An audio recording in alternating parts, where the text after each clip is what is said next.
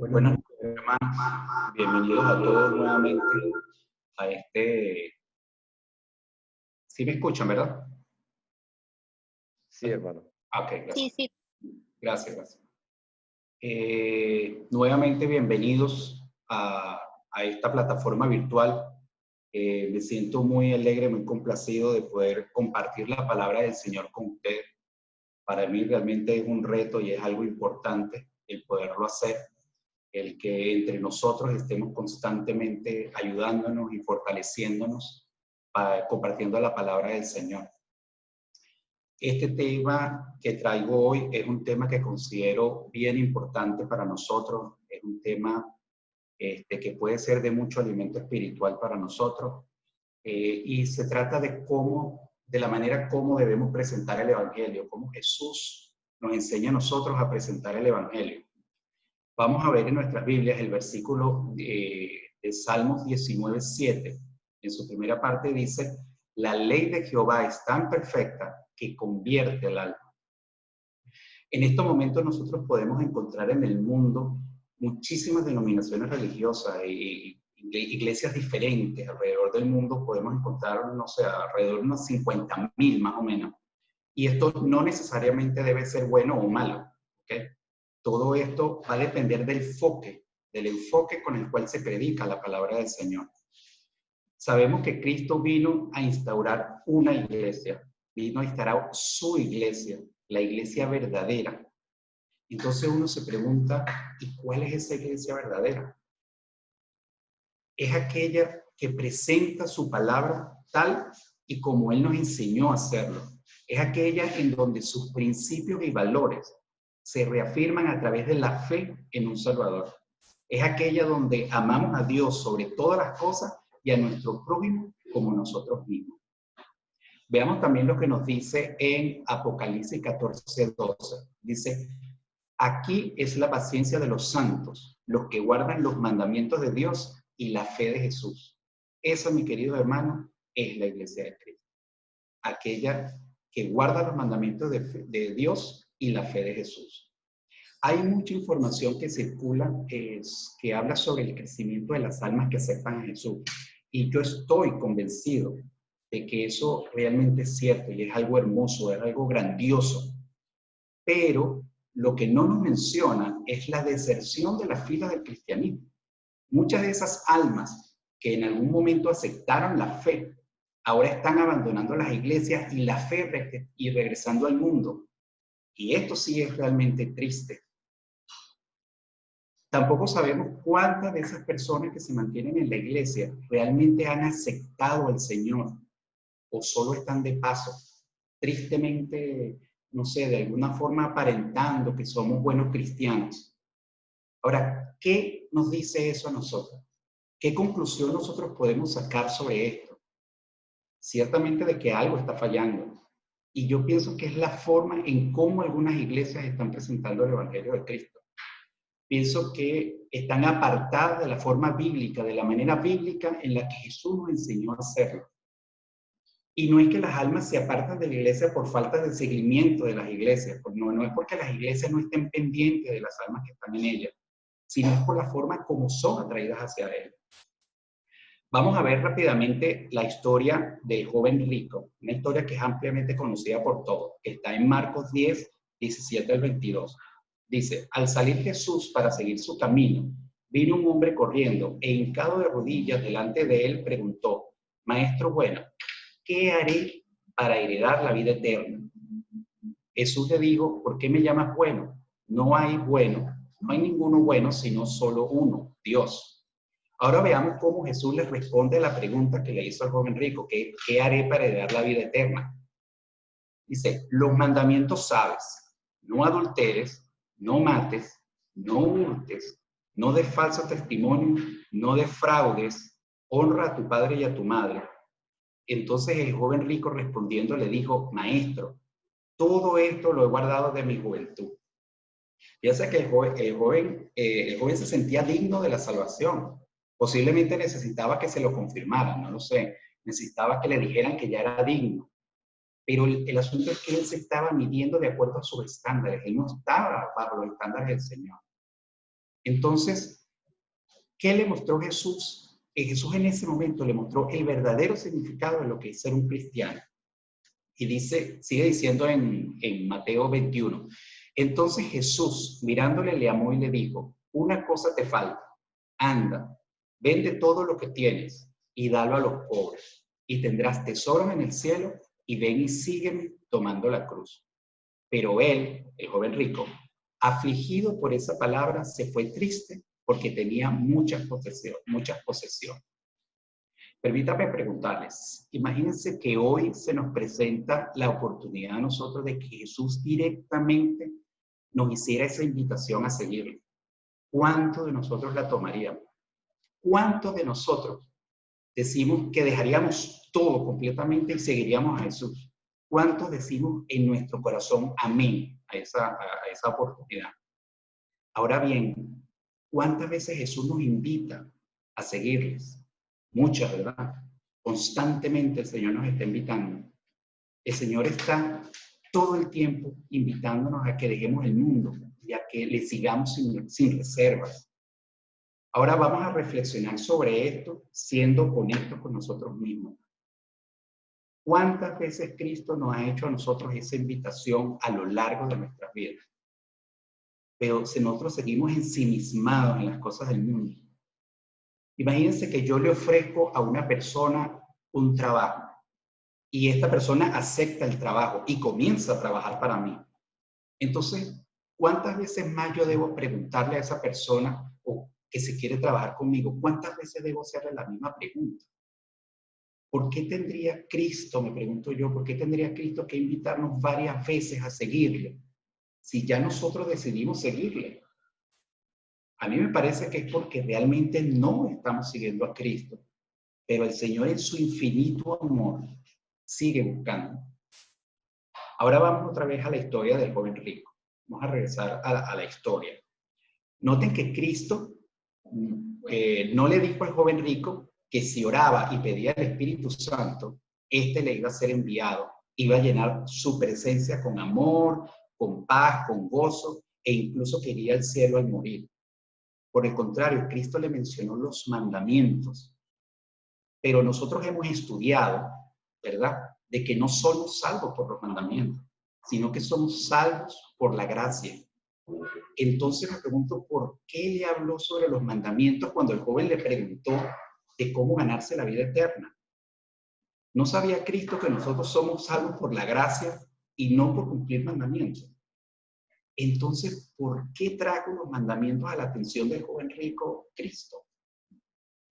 Noten que Cristo, como les dije, no le habló sobre el amor de Dios, no le habló sobre la gracia, tampoco oró con él solicitando intervención divina.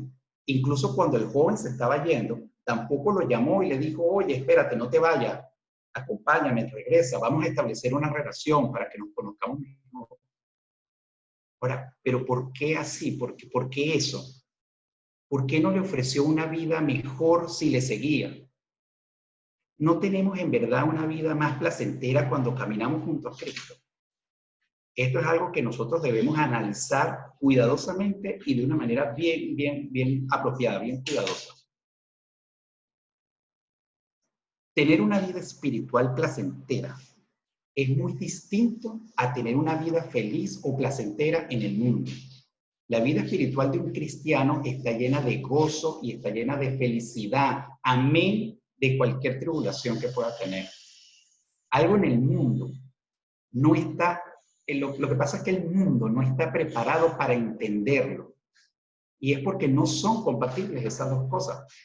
Es como si yo quisiera comer, no sé, comer un plato de frutas y me sirvieran frutas por un lado y me sirvieran, no sé, tuercas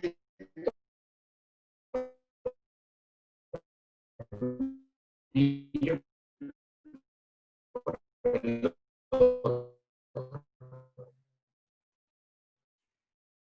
ayuda que yo pueda una vida mejor cuando tú te acercas a Cristo, una vida de paz, una vida de amor, de gozo, una vida radicalmente mejor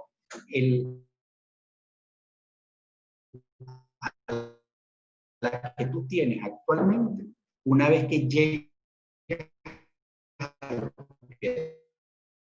Jesús. La vida de un cristiano no es fácil. Cristo, por el contrario, usaba un principio que prepara a los corazones para la gracia, la cual es recibida cuando nosotros aceptamos a Cristo como nuestro Salvador, cuando lo aceptamos en nuestro corazón. Es un principio que convierte el alma conforme nosotros vamos leyendo y escudriñando la palabra, mostrándole a cada persona por qué nosotros necesitamos al Salvador.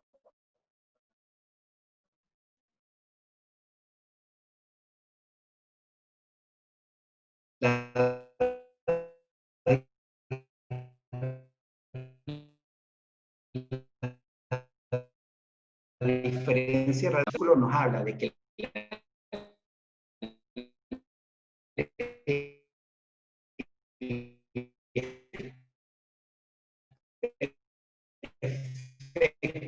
y convierte la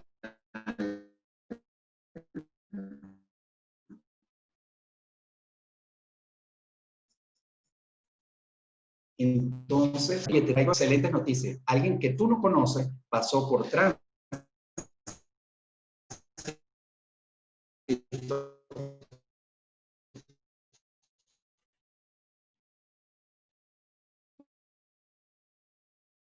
y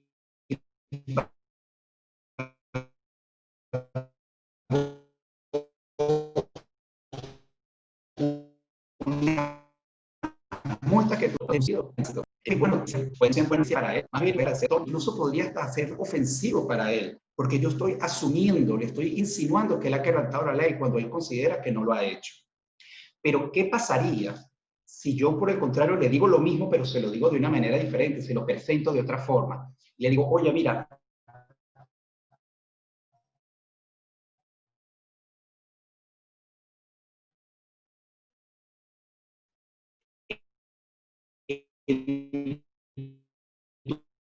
tu camino a velocidad.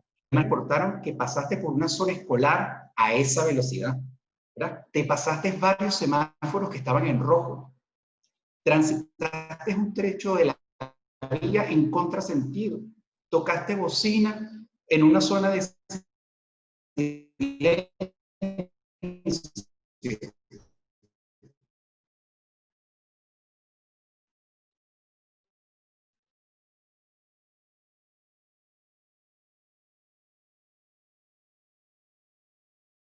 Ya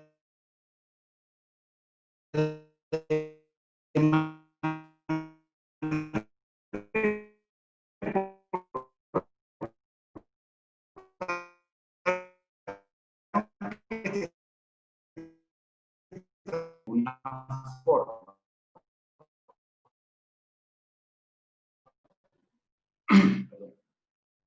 Incluso puede dejar de ser ofensivo para esa persona, ¿ok?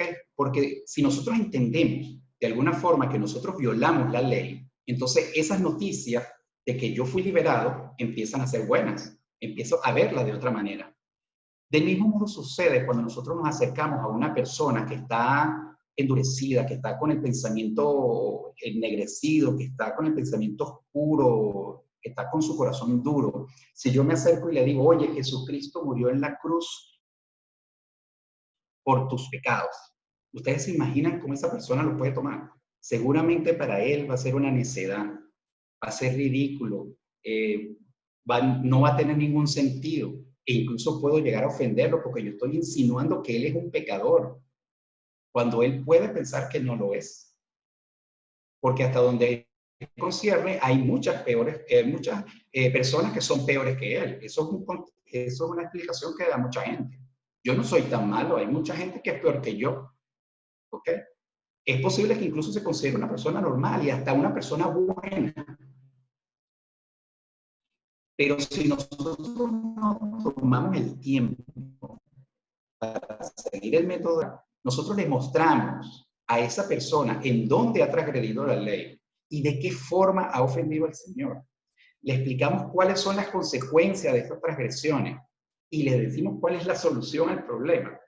Una vez que esa persona haya reconocido, ¿verdad?, su transgresión, su falta, y entienda cuáles son las consecuencias, entonces esa persona va a poder aceptar de buena forma y va a aceptar con agrado esa buena noticia de que su pecado fue perdonado, que su pecado ya fue pagado por Cristo en la cruz y que él ha sido liberado de él. Ahora, con este pensamiento, vamos a ver lo que nos dice Romanos 3:19 al 20. En Romanos 3:19 dice, pero sabemos que todo lo que la ley dice, lo dice a los que están bajo la ley, para que toda boca se cierre y todo el mundo quede bajo el juicio de Dios. Esta es una de las funciones de la ley, es cerrarle la boca a los pecadores y evitar que sigan justificándose y que digan yo no soy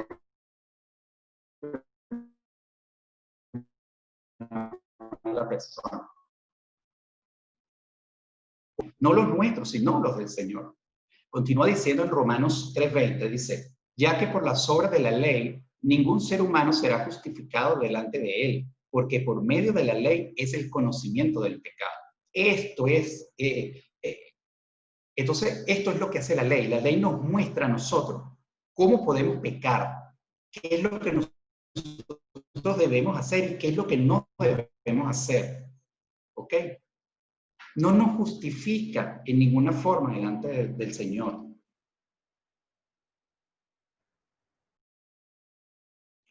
Otra explicación que nosotros pudiéramos dar para reforzar, o sea, otro versículo que pudiéramos dar para reforzar esta enseñanza está en Primera de Juan 3:4. Y dice, todo el que comete pecado infringe la ley, pues el pecado es la infracción de la ley. Y en la parte final de Romanos 7:7, pero yo no conocí el pecado sin Cristo para ser justificado por la fe. Pero más allá de lo que algunos pueden creer, una fe duradera, una fe perecedera, una felicidad duradera, una vez que nosotros la aceptemos. Incluso hay algunas que dicen que no importa lo que hagamos, porque somos salvos por la gracia. ¿Sí? Pero para demostrar que esto bíblicamente, esta enseñanza no es una enseñanza bíblica, vamos, y nos muestra cuán fallida puede ser esta forma de ver el evangelio. ¿Okay? Porque las almas cuando están afligidas pueden fácilmente aceptar el mensaje, ¿okay? Porque lo necesitan, requieren un cambio importante en su vida. Pero aquellos cuyas vidas no les va tan mal o se encuentran muy bien, podrían mostrarse mucho menos interesados en cambiar, porque sienten que no lo necesitan, se sienten que están bien, que están tranquilos. Pero nosotros sabemos que todos necesitamos al Señor en nuestras vidas. Imaginen que dos hombres abordan un mismo avión comercial, ¿ok? Y a uno le dicen que debe colocar sus paracaídas porque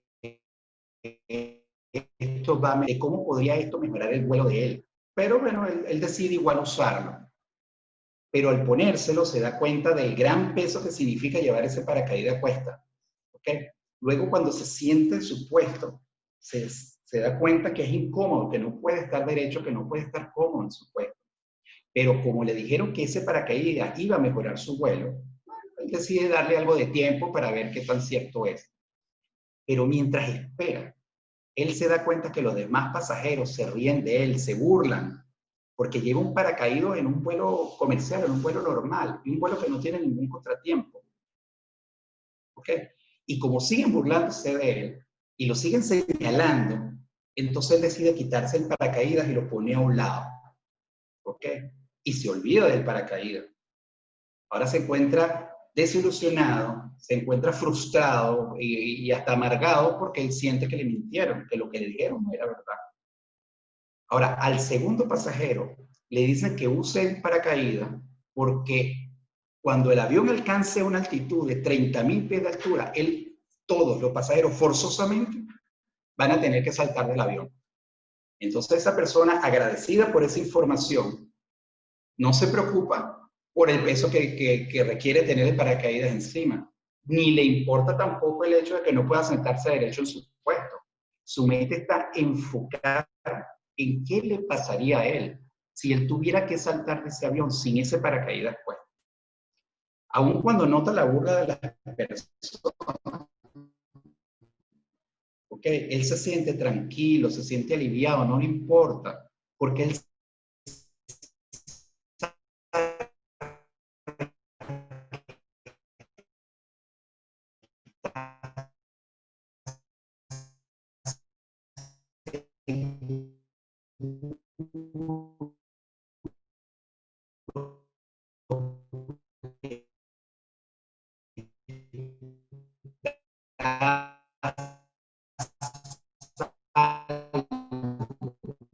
a Cristo con nosotros sobre las consecuencias de nuestro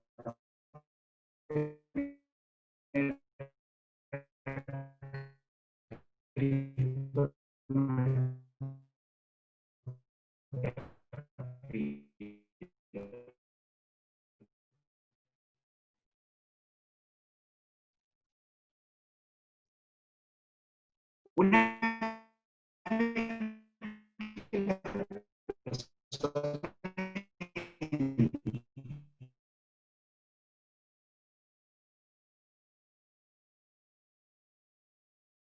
nos van a hacer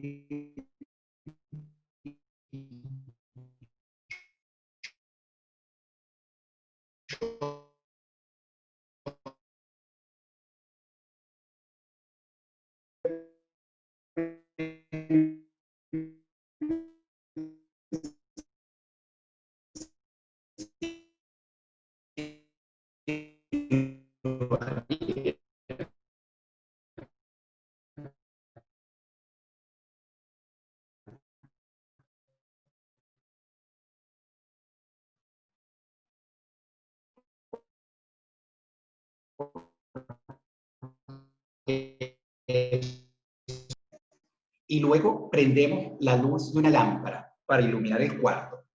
Y entonces podemos ver que hay lugares que aún siguen sucios, que siguen con algunas manchas de mugre. ¿Ok? Esto es lo que hace la ley y Cristo en nuestras vidas. La ley es esa lámpara, es el conocimiento de lo que es correcto. Y Cristo es esa luz que devela las impurezas en nuestra alma. Ahora bien, cuando nosotros logramos que esa luz maravillosa de Cristo, de la ley de Dios, brille sobre un pecador, lo que sucede es que esa persona va a poderse ver a sí misma como ella es en realidad y no como ella cree que es. Porque esa es la gran diferencia. Nosotros nos vemos como creemos o como queremos vernos. Pero esa luz maravillosa de Cristo nos hace ver como realmente somos. Vamos a hacernos un pequeño ejercicio de reflexión. ¿Cuántos de nosotros en este momento podemos decir que en algún momento de nuestras vidas no hemos mentido? Incluso esas que en el mundo considera pequeñas e inocentes, esas que son, que el mundo llama mentiritas blancas. Ahora, ¿cómo nos considera el Señor a nosotros? ¿Cómo se le llama a las personas que mienten? Pues mentiroso, ¿ok? Porque el Señor no hace ninguna excepción ninguna excepción de lo que es la mentira, si hay mentiras buenas o mentiras malas, ¿ok? Mentira es mentira. Entonces, los que mienten son llamados mentirosos. Ahora, ¿cuántos de nosotros podemos decir que no hemos cometido adulterio? Entendiendo como adulterio, ¿ok? Lo que Cristo entiende como adulterio, ¿ok? Que Cristo considera adúltero a aquellas personas que hayan codiciado o deseado a alguien en su corazón o en su mente, ¿ok? ¿Cuánto podemos decirnos que en algún momento de nuestra vida no hemos tenido algún pensamiento, aunque haya sido algo muy pequeño y solo por un mínimo momento? Ahora, ¿eso en qué nos convertiría? ¿Cómo se les llama a aquellas personas que han cometido adulterio? Pues adúlteros. ¿Ok? ¿Cuántos de nosotros podríamos decir que en algún momento de nuestra vida nosotros no desobedecimos a nuestros padres o incluso llegamos a irrespetarlos de alguna forma? Ahora, ¿cómo quedamos nosotros frente a los ojos del Señor bajo esa situación? Quedamos como pecadores. ¿Cuántos podríamos decir que en algún momento de nuestras vidas, por muy pequeño que haya sido, nosotros no guardamos correctamente el día santo como el Señor nos exige que nosotros lo hagamos? Ahora, ¿cómo quedamos nosotros frente a los ojos del Señor? Quedamos como pecadores, ¿verdad?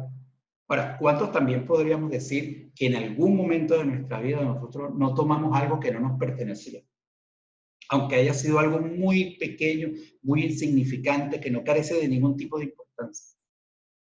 Ahora, ¿eso en qué nos convierte? ¿Cómo se le llama a las personas que toman para sí algo que no les pertenece?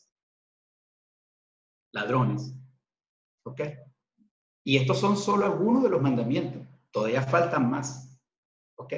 Y es posible que haya alguna persona que pueda decir, oye, mira, en este sí fallé, pero en los demás no. En uno, pero en los demás yo no he fallado.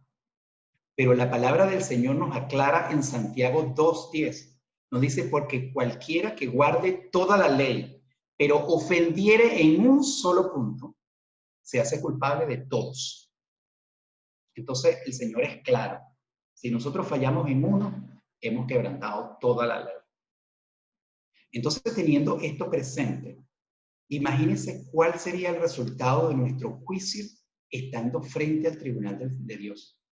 ¿Cómo seríamos nosotros declarados cuando Dios emita su veredicto? ¿Cuál creen ustedes que sería nuestra sentencia?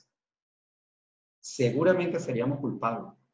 Ahora, ¿cuál es la consecuencia o el castigo que se le impone a quienes son hallados culpables ante los ojos del Señor, ante el tribunal del Señor? La muerte y el no ser herederos de la promesa eterna, de una vida eterna. ¿Mm? Es lo peligroso y lo grave de toda esta situación. Ahora, vamos a ver otro ejemplo. Imagínense qué granjero, ¿ok?, que quiera tener una buena cosecha, lanza su semilla sobre un suelo duro. Yo estoy seguro que primero prepara el terreno, ¿ok?, para que cuando él eche la semilla, el suelo ya esté listo y entonces la semilla pueda germinar y dar su fruto.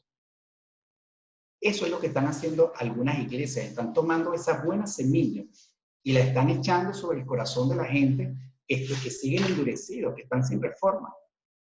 El Evangelio nos enseña a nosotros que la ley, que es ley al soberbio y gracia al humilde. Jesús nunca le daba el Evangelio y nunca daba las buenas nuevas ni la gracia de Dios a una persona orgullosa que tuviera justicia propia. ¿Okay? Porque con la ley se quebranta el corazón, ¿okay?, y con el Evangelio se sana. Ahora, ¿por qué Jesús hacía esto de esta manera? Porque Jesús hace lo que agrada al Padre y es lo que nosotros debemos hacer. Recuerda que la palabra nos enseña que Dios resiste al soberbio y que da gracia al humilde. Voy a ponérselo de otra forma. ¿Qué doctor nos haría a nosotros tomarnos una medicina para curarnos de una enfermedad que nosotros consideramos que no tenemos? ¿Mm? Probablemente desecharíamos la medicina. ¿Y por qué no? No tiene ningún sentido tomar una medicina cuando yo no estoy enfermo, cuando yo siento que no estoy enfermo. Pero si por otro lado ese doctor se acerca a mí y con amor me mira y me dice, mira, estoy viendo varios síntomas claros de que tienes, no sé, X enfermedad. Se toma el tiempo de enumerármelo y de explicarme cada una de ellas. Luego me menciona que si no me trato, la consecuencia va a ser la muerte segura. Miren, hermanos, yo estoy segurísimo que nosotros nos haríamos el tratamiento al pie de la letra y nos tomaríamos todos los medicamentos que ese doctor nos indique porque sabemos que de eso depende nuestra salvación. La enfermedad es el pecado y la cura es el Evangelio. Si a nosotros realmente nos preocupan las personas, si a nosotros realmente nos preocupa la gente, nosotros debemos tomarnos el tiempo de mostrarles que tienen la enfermedad del pecado. ¿Ok? Enfatizando cuáles son las consecuencias del pecado, para que ellos así puedan apreciar la cura, lo hermoso del evangelio que les ofrece a través de Cristo. Imagino que recuerdan también esa historia de Cristo con la buena samaritana en el pozo. ¿Okay? Cristo comienza a relacionarse con esta mujer y comienza a conversar sobre asuntos normales, sobre asuntos cotidianos, de cualquier cosa. Pero de repente Cristo hace un giro hacia lo espiritual usando el séptimo mandamiento. Esto es algo que nosotros podríamos hacer con las personas. Nosotros podemos establecer una conversación normal con las personas de cualquier asunto cotidiano que a nosotros nos parezca. Y buscando la oportunidad, sin forzarla, pero buscando la oportunidad, nosotros podemos girar esa conversación hacia lo espiritual.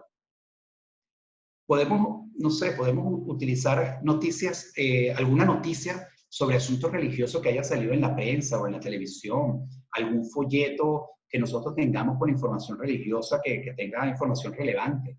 O también de repente haciendo las preguntas triviales como, oye, ¿qué piensas tú que pasa después de la muerte? O, no sé, algo que también podemos preguntar es, oye, ¿crees en Dios? ¿Conoces alguna buena iglesia? ¿O estás yendo en este momento a alguna iglesia? Una vez que nosotros nos encontremos en esa conversación y nosotros cambiemos o abordemos nosotros hacia el tema espiritual, nosotros podemos usar la técnica que hicimos anteriormente en nuestro proceso reflexivo, de nosotros a través de los mandamientos, hacerles ver cuáles fueron sus fallas, ¿okay? De que sí hemos fallado. ¿Okay? También podemos usar cualquier otro método con el que nosotros nos sintamos cómodos, pero la idea es que ellos entiendan que transgredieron la ley, que entiendan cuáles son las consecuencias de haberlo hecho, pero que también conozcan cuál es la solución a ese problema, porque Cristo siempre nos da la solución. También debemos estar preparados para que nos hagan algunas preguntas, porque siempre nos hacen unas preguntas, ¿verdad? Una de las más comunes es, entonces Dios me va a mandar al infierno, ¿verdad? O también hay una que a mí personal también he hecho, me dice, bueno, pero ¿qué clase de Dios es ese que me mandaría a mí a vivir una eternidad de sufrimientos en el infierno si realmente yo no he hecho nada tan mal? Hay personas que son mucho peores que yo. Ahora, ¿qué podremos nosotros responderles a esas preguntas? Yo les diría, o sea, ¿y tú estás seguro que es Dios quien te está mandando al infierno? Porque Dios nos está mostrando a nosotros el camino, pero nosotros somos quienes no queremos seguirlo. Entonces nos pueden replicar diciendo, bueno, sí, pero Dios es un Dios bueno, es un Dios perdonador. Así que si yo le pido perdón, Él me va a perdonar, ¿verdad? Entonces ahora yo les pregunto a ustedes, si yo quebranto la ley civil de este mundo, ¿ok? Supongamos que yo maté a una persona o que yo robé algo, ¿ok? Y la justicia me captura y me lleva al tribunal de justicia y me pone frente a un juez, ¿ok? Y antes de que el juez me sentencie y dicte la sentencia, me pregunta que si yo quiero decir algo, ¿ok? Entonces yo le argumento, le digo, sí, yo quiero decir algo, yo entiendo mi error, ¿ok? Pero hay muchas personas que son peores que yo. Yo en verdad me arrepiento y no lo voy a volver a hacer. Pero usted es un juez bueno y es un juez justo, ¿ok? Así que yo creo que usted me puede perdonar. ¿Ustedes creen que el juez lo perdonaría? ¿Ustedes creen que el juez lo liberaría? Yo creo que si él es un juez bueno y justo, debería decirle algo más o menos como, mira, yo creo en tu arrepentimiento, pero el problema es que en este momento, ¿ok? Tú transgrediste la ley sabiendo que no era permitido hacerlo, ¿ok? Y en este momento ya es tarde para tu arrepentimiento. Por tanto, en este momento tú debes soportar las consecuencias de tus errores y pagar el castigo que impone la ley al culpable. Y lastimosamente, tú eres culpable de todo lo que se te acusa. Entonces, todo eso que ellos pensaban que los podía salvar, va a terminar condenándolo. Porque si Dios es un Dios bueno, entonces Dios va a hacer justicia y se va a asegurar de que la gente reciba el castigo por todo lo que hizo. Ahora imagínense que el juez me dice a mí, cuando emite su veredicto de culpabilidad, me dice, debes pagar una multa de $1.000.000 o ir a prisión de por vida a trabajo forzado, o vas a una condena de muerte. ¿Okay? Y entonces en ese momento me doy cuenta de que yo no tengo $1.000.000 para pagar la multa. ¿Ok? Pero de repente entra alguien y se presenta al tribunal y dice, señor juez, aquí están el $1.000.000 que hacía falta para que el amigo quede libre. ¿Mm? Esto es lo que Dios hizo con nosotros hace ya casi 2000 años. Dios envió a su Hijo para que pagara con su vida en la cruz por todos nuestros pecados, por los pecados que nosotros cometimos. Y Él nos liberó justificándonos ante el Padre. Es así de sencillo, no es más complicado que eso. ¿Okay? Pero para que Cristo vaya y para que Cristo se presente en ese tribunal y pague por nosotros ese precio, nosotros debemos arrepentirlo y debemos aceptarlo con fe. Y así, y solo así es que nosotros vamos a obtener su gracia. Revisemos nuestra relación con el Señor en este momento. ¿Ok? Y si nosotros no nos sentimos seguros, entonces ahora mismo cuando nosotros debemos reafirmar nuestra fe. ¿Ok? Porque aún tenemos tiempo de arrepentirnos y de regresar a los pies del Señor. Debemos no solo creer en Cristo, sino debemos aceptarlo en nuestra vida. Porque solo revestidos de Cristo es que nosotros vamos a lograr ser salvos. Hay una sola forma correcta de presentar el Evangelio y las buenas nuevas del Señor. Y es nuestra obligación hacerlo de la forma correcta. Una persona podría incluso preguntarme, pero no dicen que Dios me va a juzgar a mí por el conocimiento que yo tenga. Y yo estoy seguro que todos sabemos cuál es la respuesta de eso. Estamos seguros de que Dios nos va a juzgar por la luz que nosotros hayamos recibido. Nosotros podemos, Dios va a juzgar a la persona por la luz que recibió, pero ¿cómo me justifico yo ante el Padre? Cuando Él me pregunte a mí, ¿por qué yo no le mostré la luz a esa persona cuando tuve la oportunidad de hacerlo? ¿Qué justificación le puedo yo dar al Señor? Entonces esa persona va a lograr salvarse porque no recibió la luz y yo no me voy a lograr salvar porque yo fui egoísta con mi conocimiento. Los invito, hermanos, a que entremos individualmente, cada uno en privado, en un lugar en que nosotros nos sintamos cómodos, tranquilos, y después de haber leído el Salmo 51, y humillemos nuestro corazón al Señor, nos conectemos profundamente con el Señor y entreguemos nuestra vida definitivamente y de una forma verdadera al Padre. Y que nuestra oración sea tan poderosa y tan sincera que nuestro Dios la escuche y entre en nuestra vida por nuestra propia voluntad. Porque acuérdense que Jesús jamás va a irrumpir en nuestra vida a menos que nosotros se lo permitamos. Que la gracia del Señor esté siempre con todos nosotros y que ilumine nuestro camino en la dirección correcta. Amén. Amén. Amén. Damos gracias al hermano Juan Carlos por este tema de esta noche. Y bueno, pidámosle al Señor que nos ayude, que nos ilumine, para que nosotros podamos ser esos verdaderos cristianos, podamos hacer lo que realmente el Señor espera de nosotros. Bueno, para finalizar, vamos a entonar el himno 33, La tierna voz del Salvador.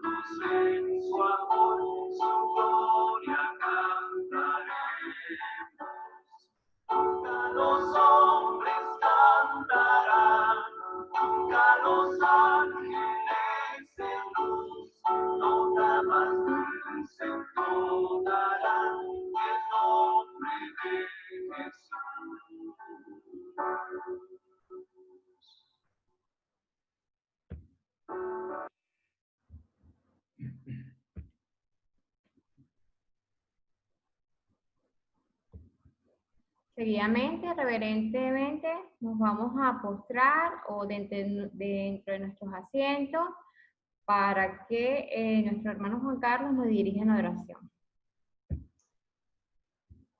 Oremos.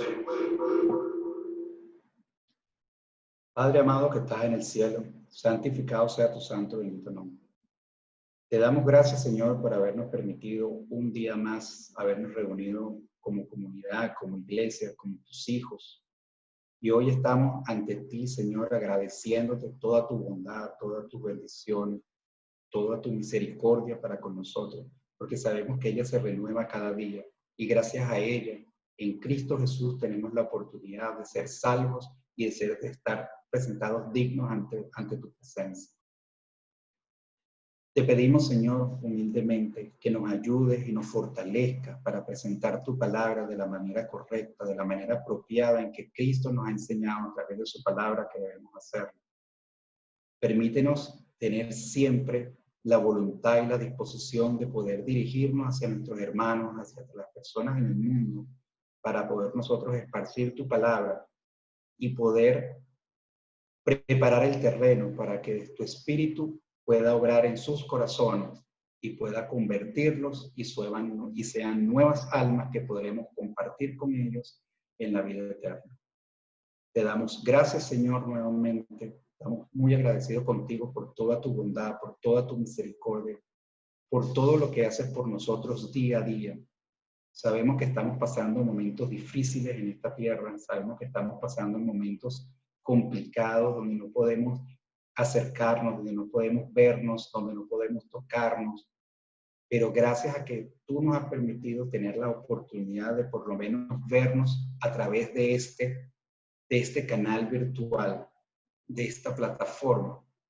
Incluso nos alegra saber que a través de ella hemos podido conocer personas de otros lugares que posiblemente no hubiésemos conocido.